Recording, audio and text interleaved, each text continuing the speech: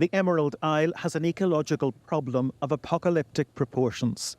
A toxic blue-green algae now poisoning Lough Neagh, one of Northern Ireland's most vital assets.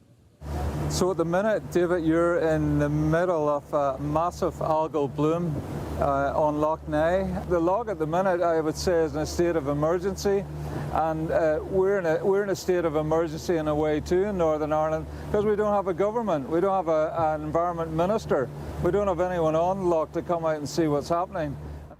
Deadly cyanobacteria, mostly caused by farming discharge and sewage, is killing birds, fish and even dogs.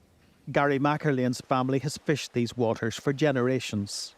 It's devastating. There's no other way to put that, because we have fished from it. It's been our livelihood. People just love it. And to think that it's crying looking our help today, and if it's crying looking our help, we have to do something to try and help it. We've broke it, now we need to try and fix it. Are you emotional about this? Absolutely. It's breaking your heart what has happened here. It is. The one thing we can't show you is the smell. It's pungent and nauseating. The stench of death. Because this is a vital resource, a national treasure, now fighting for its very life. 40% of Northern Ireland's drinking water comes from this source. This is the location of the extraction pipe. But look beneath the surface. Nutrient soup. If we didn't have the problem here, I would probably be offshore, open water swimming. Mary O'Hagan is leading the call for an action plan. She's really concerned about public health and has had to suspend her open water swimming club. The risks, to the best of my understanding, are things like headaches, dizziness, nausea.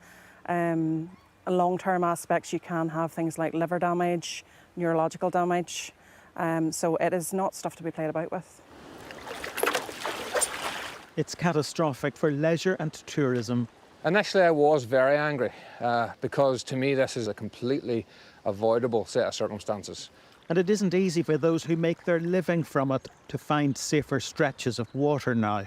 That concerns me a lot, because the issues surrounding the lough are not just Lough Neagh based. Lough Neagh, to me, is telling the story that all contributors feeding into it have ongoing issues, whether that be from agri-land or sewage being pumped in.